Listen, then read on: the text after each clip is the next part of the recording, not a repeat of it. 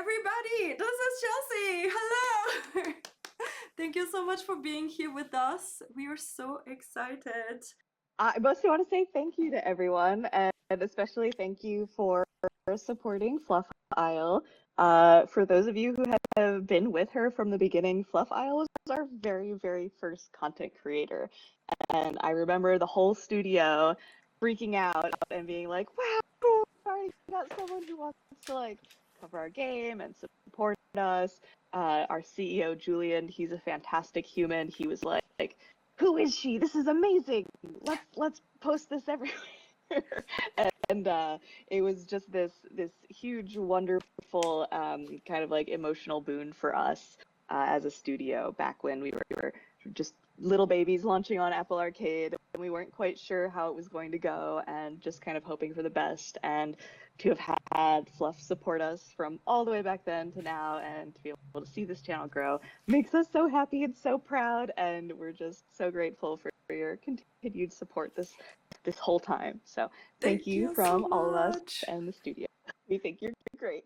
Oh my god, thank you so much. I'm so honored. Honestly, I'm so honored to talk about a game that I can have this relationship with you and with the studio, and not just, like, oh, you're one in our 10,000 content creators and we just send mass email in something. And I feel like Sunblink is so special. I'm honored that you talk to us, that you listen to the community, and yeah, honestly, I'm honored to make content for this game. Thank you so much. And so many people at Sunblink that I talk to. So obviously we all know that Chelsea is amazing, but I've got to talk to other people at Sunblink and they're all as amazing as Chelsea. Can you believe this? The whole studio is like that. The whole studio is really the Sanrio community, and like embodying the values of Sanrio and kindness and everything.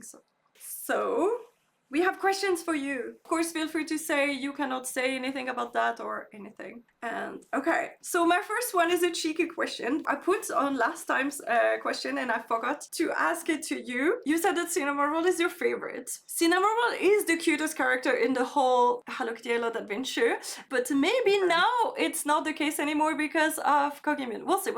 But so far, Cinnamoroll is the cutest. So did you pull any strings to make it even cuter because it's your favorite? So the whole studio knows that Cinnamoroll is my favorite. So whenever anything about Cinnamoroll is getting worked on, I always get a sneak peek, and everyone's always like, check this out, Chelsea. And I do have to say that for 2.8, I believe we are going to be getting Cinnamoroll's bestie quest. And it may have been more or less kind of specially manicured for the people who love Cinnamoroll and think that he's incredibly adorable. So get ready, get excited, because it's going to be absolutely fantastic. But no, we've got people throughout the studio who love all sorts of different characters, and I think everyone tries to put some special nuance in kind of wherever they can. Our art director is obsessed with Hanging On. Our narrative director really loves Pom Pom Purin and Retsuko. All the characters get a little bit of love. Obviously, right now, we're all obsessed with Kogimune. So if anyone in the studio loves one of the characters, they're like, oh, make sure that is cute and that is cute, and they end up all cute, I guess. I'm obsessed with Wish Me Mel, and she is so hard to level up and people hate her for this, and I'm so sad. So after the level 20 with her, they realized that she's the cutest, so that's good. But it just means they get to spend more time with her, really. that's true, but I think she was already hard to level up, and with the rebranding of the redoing of the gifts, she became even harder. But yeah, we can investigate. Maybe she needs some happy tags. There were a few characters where we were like, we should just add a happy tag. Just maybe to make this one a little bit smoother. You get her 3 hot gifts so late, and all the other gifts are not really helpful that much. I don't know. I just want to like zhuzh up all of the 3 heart gifts to be a little bit more special. I think we were talking about that once in the Discord, but making it so that all of the 3 heart gifts really have a lot of that character and that personality to them. So that's been something we've also kind of had in the back of our minds, is that everyone's ultimate gift should be very reflective of who they are, how they look. But if something like Wish Me Mel or Usahana that have any of the like candles or things like that that are her 3 hot gift, you will make one that is specific that looks like her with one recipe? We might. We might. We're figuring all of that out because there's this tension between wanting it to reflect the kind of cool systems that each of them are related to. There's a lot you can do at the creation station, there's a lot you can do at the chef station, and we want all of those things to feed back into their respective character.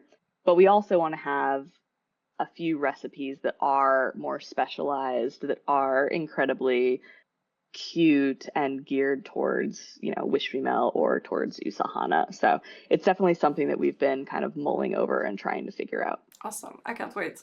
Because like the new birthday cakes are super cute, so I cannot imagine like all the other arts that we'll make for them. So cute. Okay, now I have questions about the gift box edition. I don't know if you're allowed to tell more, but what about these trading cards or collector's card? It says 18 plus 1 that is foil.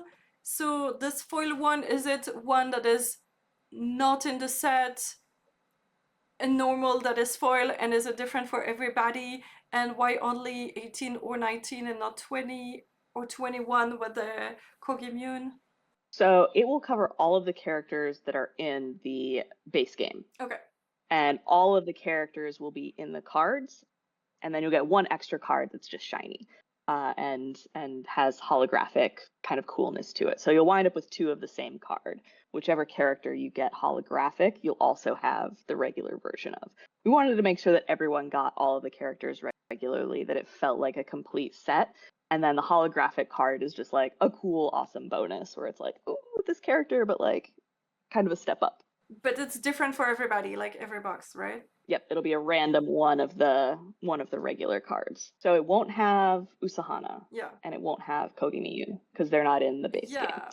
And then the cards themselves are basically just fun visual guides to what the gifts are, what their preferred tags are, what their abilities are. So instead of having to look that stuff up on the wiki, you just pull out your cards and you're like, oh, okay, that's what that person needs, and then it'll tell you what station you can make it at. So okay, if I'm making Cinnamoroll's 3-heart gift, I'm just going to go to the espresso machine, and these are the ingredients that I need, and there it is. Perfect. Because every time I restarted, I had to pull up the wiki to remember all the, not 3-heart gifts, but what can I do now that is the best version of what I can do at this level, and it changed like every time I played because I kept leveling up, so this was hard. And so another question about that, will all the boxes be lingualized for all the locations? Like if I buy it in Switzerland, might it be in German or French? I think we're localizing it in a few languages. I don't have the full list on me right now, but that's something that I can look into.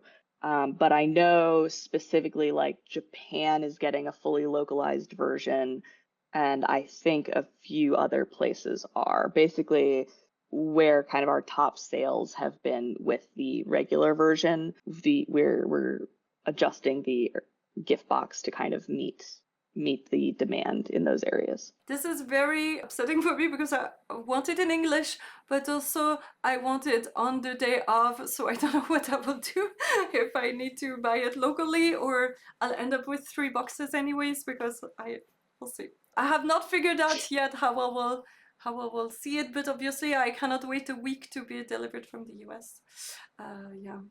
Yeah, I'm definitely buying a few of them myself, because I'm like, I want one that like I have that's just completely not opened and like pristine, and I get to put it up on my shelf. And then I want the one that I can rip apart and like put the poster up and play with all of the cards. And so you need 3 because you need the posters in both sides. So that's what I say.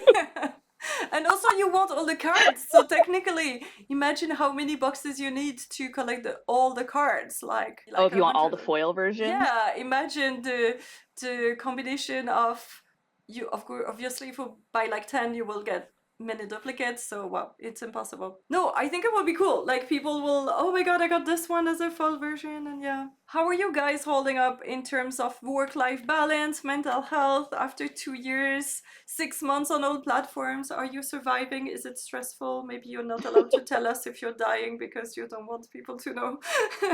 Well, right now we're finaling Wheat Flower Wonderland, so we're all definitely like all hands on deck right now, especially with CU3 also coming out at the same time.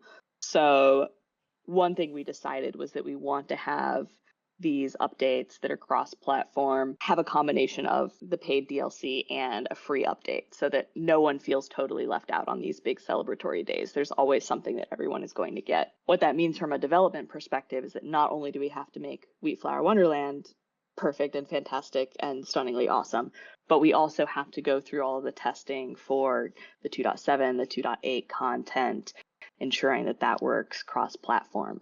So right now I know that like especially our design team and art teams are very much like But the good news is that once we finish finaling this, we should get a little bit more of a period of relief because it'll be another quarter before we're ramping up again for CU4. Can you tell us when it will be, CU4 or not? We're aiming for like about quarterly. So if September 18th is CU3, you can expect that CU4 will be within 3 or 4 months from that. It is August, so we're going to be making a small announcement about City Town for folks probably in another like week or two. Okay. We know that people have been very, very eager to hear more news. We're not going to be giving, you know, all of the details right now. A lot of stuff is still in the works, but we will have something to say this month, as promised. Okay, so 1 or 2 weeks, guys. You've heard it here. We won't wait till the last day again like we had to do in July. Don't worry. Like you were telling about our partners, and I was like thinking of Sanrio, and I never realized that you were talking about the Nintendo Direct, and actually that's why it got pushed or something, and there was all the Nintendo Direct teasing it's going to happen in July, and I never put 2 and 2 together. So, wow. You fooled us. Cool. Like I said, our development is very, very dependent on a lot of other folks, right? There's lots of things they have to coordinate with Sanrio. There's lots of things they have to coordinate with Apple. There's lots of things you have to coordinate with Nintendo.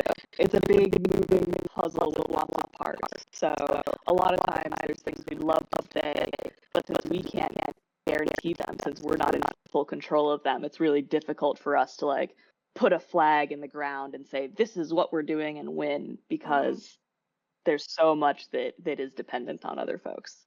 I think I have seen new weather, or is it something like that? Not on this trailer, but on the trailer for the Friendship Festival. Is it a sneak peek of something new, or did I imagine it? Like some kind of star. It's like Starfall, but like in gold. Am I imagining? Ooh, I don't know. I know that our VFX folks have been doing a lot of work. I don't believe there's new weather planned for 2.8. But maybe in the future, and they forgot it got sneaked in.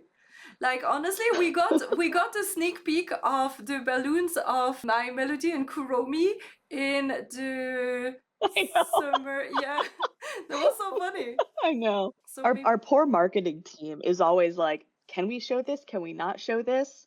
And we have to be like, okay, well, what are you making this for? When is it going to come out? Okay, what will people know by that time? What won't they know? What is this a trailer for? And as you've seen, lots of times things kind of slip in there that are a little early or a little late at times, but we do our best.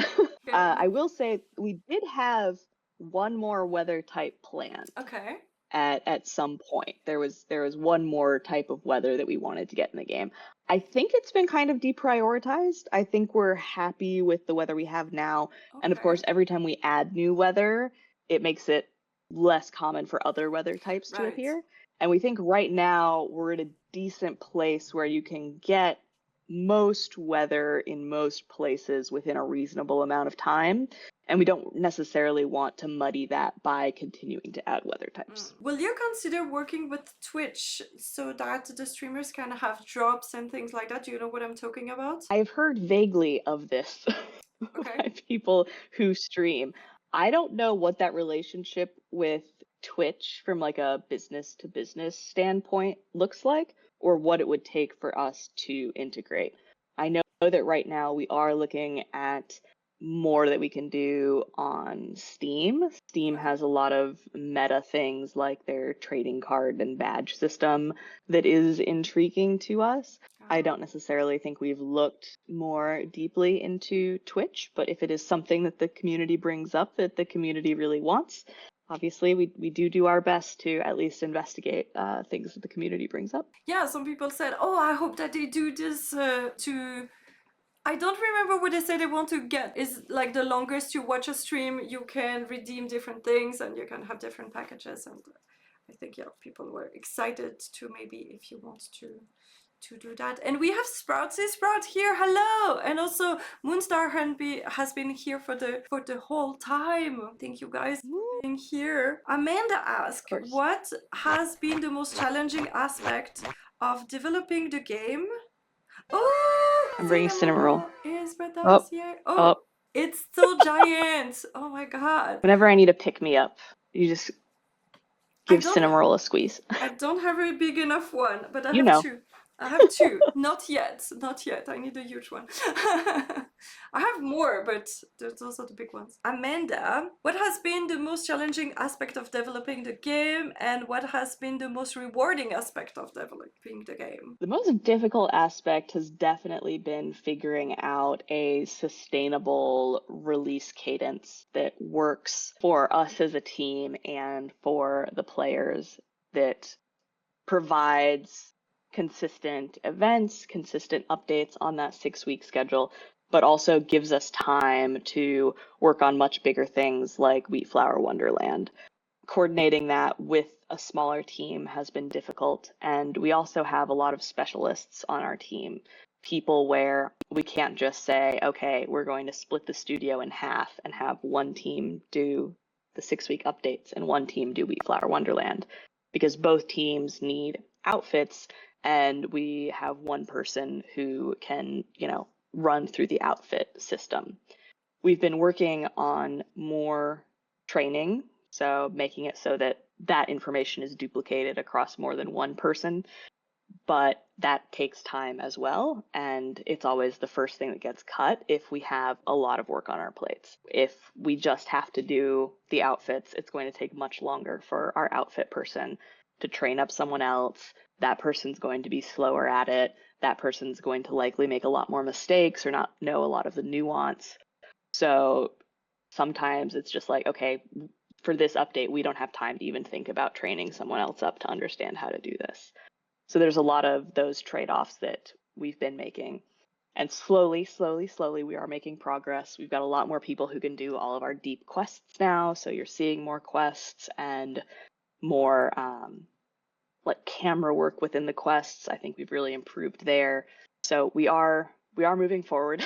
We are making progress, but it is definitely a challenge with the live development schedule we're on. In terms of most rewarding, it's 100% y'all, right?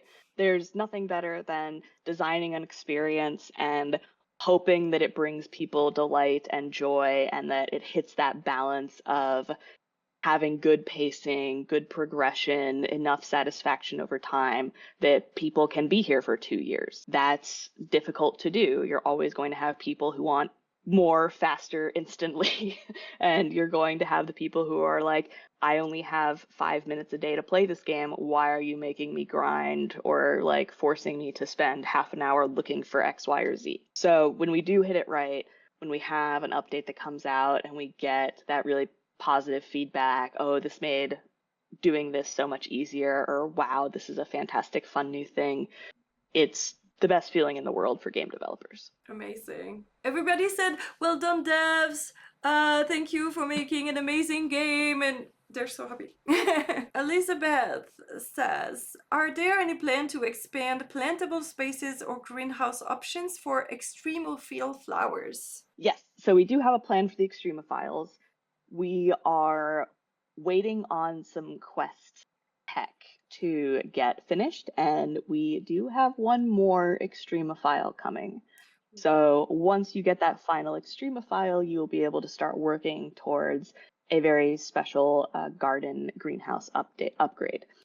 Now, that Ah, greenhouse upgrade will require you to have achieved several colors and potentially a little bit more with each of the extremophiles.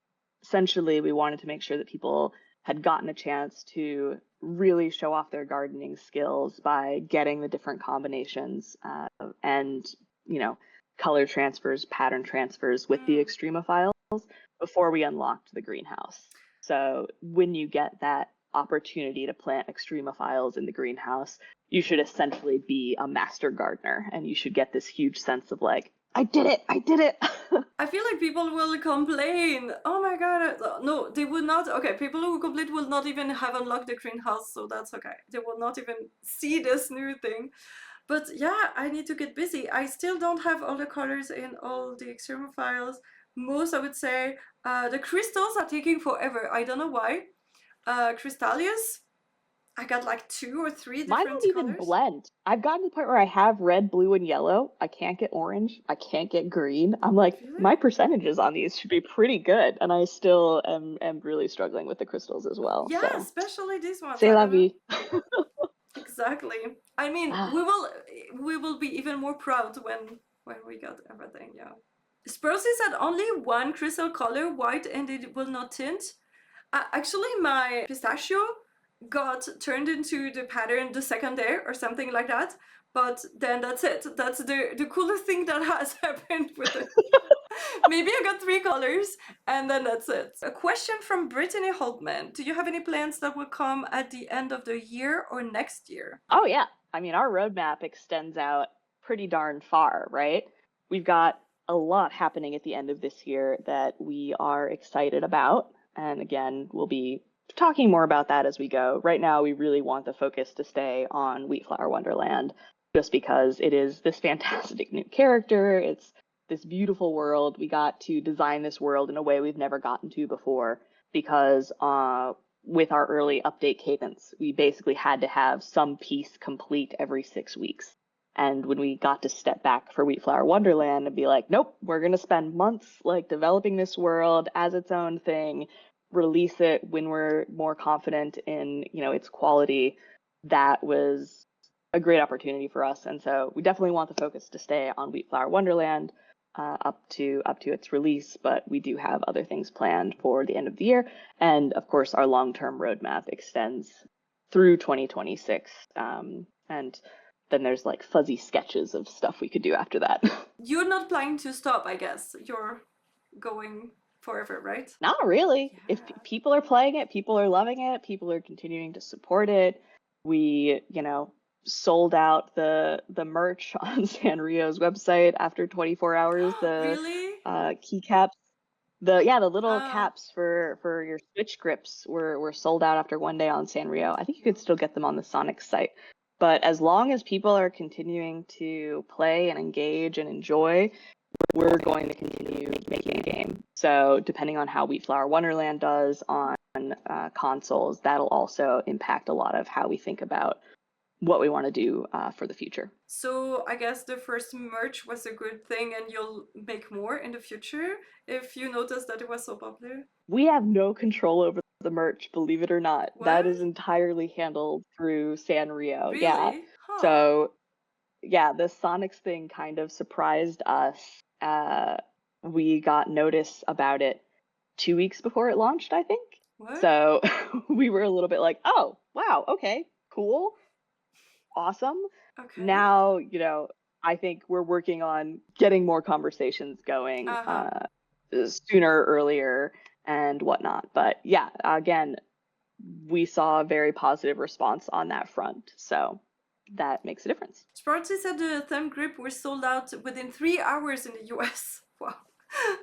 Wow. Amazing. I think the community is here for you, and yeah, this is honestly every single person in my chat said they will get the DLC today. I did not see a single person said, "Oh no, I'm not sure. It does not look good" or anything. It's like, oh, and yes, Elsa told me to tell you that she's so happy it's only $15 because they were expecting more expensive, and then everyone was like, "Sure, it looks amazing. It's cheap. Let's go. Amazing. You're amazing." So yeah.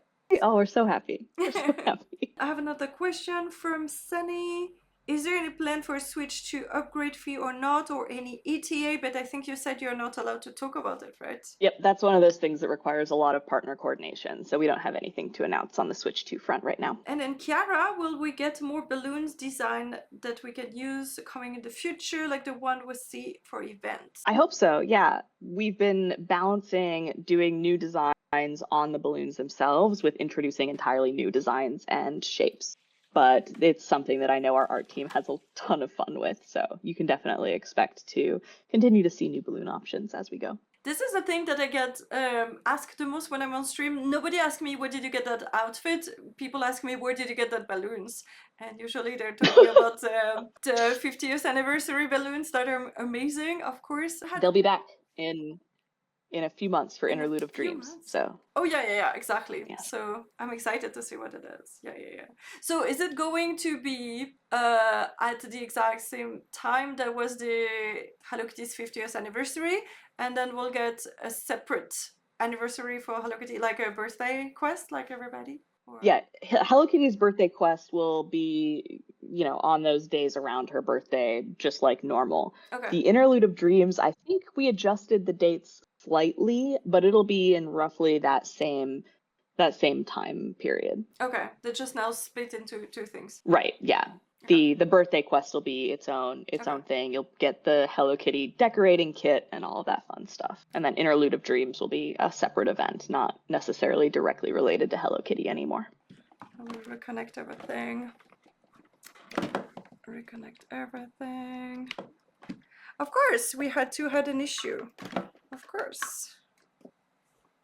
Oh, hello! So cute. What's his name, sorry? Oh, it's Hachi. Hachi. Oh yeah, so cute. Please. One of the things that we did with all of our creators was we gave them the opportunity to guess which character was going to be the next one for Hello Kitty Island Adventure. And when I was watching Fluff's stream or Fluff's video about her guesses on what character is going to be next, I was absolutely delighted because Fluff's guess was Karimi-chan. And all of the different quotes and things that led towards that choice delighted me because at the time, Karimi-chan was going to be the next character in Hello Kitty Island Adventure. No way! Fluff once again picked up on all of the hints, all of the little details, all of the tiny nuance, and actually guessed what we thought the next character was going to be. Then we ran into an issue with Karimi-chan and had to completely kind of change our direction. It wound up being Kogi Miyun, but everything that Fluff found that pointed towards that decision was completely correct and accurate, and I just couldn't believe it. I was like, how did she find all of these like small tiny things? So I was just tickled pink when I was watching your video, being like, wow, she was right. At the time, that Karimi-chan was absolutely the next character in Hello Kitty Island Adventure until we ran into some things that totally derailed that. But you nailed it, actually. Thank you so much. You said you had depth story about that. I did not expect it to be this. When you mean at the time, you mean at the time that the article was released, or at the time that I made the video? You did not change last minute. The article was released. Of course. Oh yeah. Okay. And also you can notice this is my thing. I like to deep dive in everything, but also this is all public information on the internet, so I just I'm just good at Google, I guess that's it. I don't think it's that much of a skill. Was that the new land was originally going to be with Kirimi-chan and then you changed last minute to target it to Kogimyun? Or did you scrap the ID with him or them? Or is it, what's the gender of Kirimi-chan though? I think much like Gudetama, they don't do gender. Okay. They're like, gender, nah. If they do, it's female pronouns. Okay. But I'm not sure that they do. Actually, chan is a gendered suffix in Japanese, right? Chan means a cute, small girl. Yeah. Oh, yeah. Okay, so exactly. it must be she then. Yeah, you're right. You're right. So, yeah. And so, was Kirimi-chan originally going to be in this new land that you rebranded for Kogimi later? So it was something else? Yeah, so Wheat Flower Wonderland was designed around Kogimyun, and we had an entirely different plan for Kirimi-chan. So maybe, possibly, at some point that will, we'll be able to rework something, but for right now, unfortunately, we had to stop with Kirimi-chan. Okay. But I'm so glad that I guessed right. But then I was in Japan and I saw Kogimyun everywhere. I think it's also her 10th anniversary this year. I saw that somewhere, maybe. And so maybe that's why they pushed it more. Yeah, but I'm so excited. She's adorable. We definitely saw her just skyrocket up the rankings, right? Yeah. Like, she was so high up the rankings that it felt like a no-brainer. And then you started to see more and more and more merch of her begin to appear. And it was like, okay, yeah, this is definitely like something we should be amplifying. Perfect. And so it was your idea, not Sanrio's idea, to push for her? Right. So we work with Sanrio on character selections. We're usually the ones that come to them with the ones that we want to do and in what order we want to do them. Sanrio occasionally provides us with focal characters. Like, here's the characters we're focusing on for different occasions or at different times. So we knew that Kuromi and My Melody's friendship were going to be highlighted this summer. Mm-hmm. And that's why we leaned so hard into Kuromi and My Melody for this year's Friendship Festival. We wanted to amplify that moment. We want it to feel like there's a lot of harmony between what you see on Sanrio's official accounts and what you're seeing in the game. When it comes to these big new pieces and choosing which characters go with them, a lot of that is us being like, this is the one that we believe should be next. We support that with the character ranking data, and usually the character ranking data reflects the characters that Sanrio has been marketing or has been working on highlighting, but the final kind of like impetus to do it comes from Sunblink. Cool. And supposed to ask, does that mean that mini Kirimi-chan DLC in our future? Like I said, we had to pause everything on Kirimi-chan, and a lot of stuff that we'd been intending got totally derailed. But there was a shining moment where we were excited about Kirimi-chan. And so I revived it with my speculation. We do still love Kirimi. Yeah. So there's that. There's something I really want to do is I really want to take a photo in game with you. Can I do this? Then if you want to show us some beautiful things on your island, we'll be happy. And have you noticed that people can hijack codes? Like if you say no cancel, I'm not doing multiplayer. And then if you're out of the window, apparently I've seen sometimes people can still come on my island because I had it on screen, and I said, okay, I canceled. And then suddenly there's somebody on my plaza, and I was so shocked. So if you're just Xing out of the window? Yeah. Well, I now have the option to kick you out, so we're halfway there. Okay. I had been a Gudetama yellow pony for a long time, since May, and I was like, all right, I should probably... Will you switch to rodent? Probably. I'll probably try it out. I'll probably try out the rodent. There's a few very cute options, and I love the mouse that one of our artists, Meg, put together for the concept art. The kind of yellow mouse in the red magical girl outfit. I just think that is 100% the cutest thing It's in the so world. cute. It's so Okay, cute. are you at the plaza? I'm up at the plaza. Here I come. Here I Yay! come. Oh Are wow. we the same? We are. No, wait. Oh, No, you have a we're almost different. the same. It's a different gradient. And did you notice that I'm twinning with my avatar today? That's so cute. I was gonna say it looks like you're dressed up for Scholastic Celebration. Exactly. I tried to make the exact same thing in my thing. Oh, look! I have the backpack. I even have the tiny backpack, but I think I showed it to you already. I have this tiny backpack that looks. So cute. I saw it and it's exactly the size. Like when you buy it, you show it. It's so tiny. So it's like, okay. Oh, it's so cute. It's so adorable. Thank you so I much. apologize.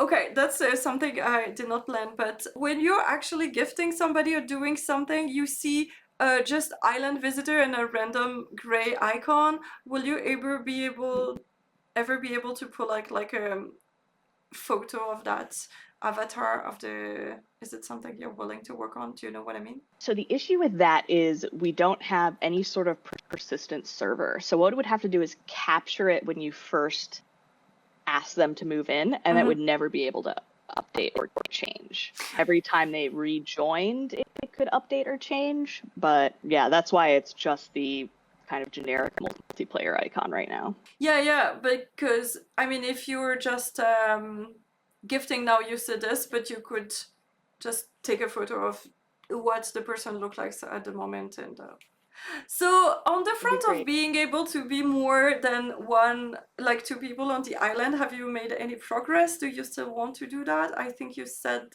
that you tried with 4 at some point or even more. We're still looking into it because it's always hard to have something that works for some people or some devices and not others. Essentially, the low-end Apple Arcade devices that we support can only handle 2 characters at a time. So we'd essentially have to say if the host device can support it, you can have more players, but if the host device can't support it, you can't do it. And messaging that is going to be hard because then there's going to be wiki sites that are like, you can have up to 4 players, and we'll get a bunch of support tickets being like, well, why can't I have 4 players? It only says I can have 2. So that's what we're struggling with, but it's definitely a thing where our early prototypes had more than 2-player multiplayer, and they were so much fun to just like run around the island together as like a fun little mob of cute critters. Or cute creatures, and if we can find a way to do it, it is something that we're excited to continue poking at. So again, obviously, right now we're pretty all heads down on Kogimune. I can't wait. It's so exciting. Okay, I have a big question. It's one that I skipped, but you brought back My Melody and Kurumi. And I noticed that by watching the Kurumi and My Melody series and Agretzko, I noticed that the writing in Japanese of specifically how intense some characters are for those 2 shows that I'm showing that are Japanese, and compared to Hello Kitty Island Adventure and Super Cute Adventures, the character seems more tamed. You know what I mean?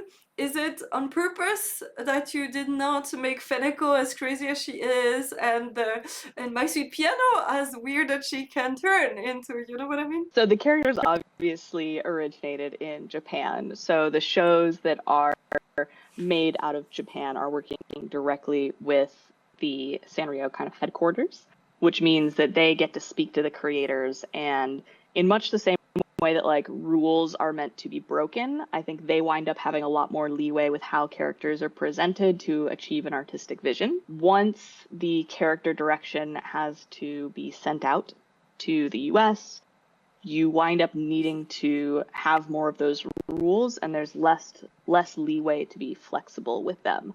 So I think what you're seeing is the stuff that is safer, I think, whereas if you're watching My Melody and Kurumi, there's a lot of things that would need a lot of iteration to make sure that they were done right, or that they were subverting expectations in a way that was sort of net positive, because Sanrio's vision overall is about kindness, is about friendship. When less friendly or less kind things happen in the show, it requires a lot more care and intention and understanding of where the story is going and how the characters ultimately turn out, that for us, if we have to go through Sanrio US, who then has to go through Sanrio HQ, there's a lot more layers and it's a lot harder to kind of work through those steps. So we wind up tending to do things that we have more confidence in doing without that overhead, if that makes sense. It totally does make sense. Thank you so much for answering that very specific question. Thank you so much. I'm so excited. Thank you so much for being here with us. You've been so gracious with your time and answers, and I can't wait. I guess all of us cannot wait to be September 18th. Oh, will it be like at reset September 18th that it will come out, or? It's going to be timed so that it is on September 18th in Japan and September 18th in the US at the same hour. So I think it's going to be quite early for us in the US and quite late for folks in Japan, and kind of middle for folks in Europe. Okay, perfect. We'll be releasing the exact time closer to the 18th. Perfect. We are also excited. Congratulations to your work, and you can say all our love and congratulations to the whole team at Sunblink, because we love you guys. Thank you for making this amazing game and being so amazing. Awesome. Thank you so much. This was super fun. I will see you in Wheatflower Wonderland, and it was a pleasure. So thank you so much, Fluff. And goodbye, everybody. Thank you. Bye-bye, Chelsea.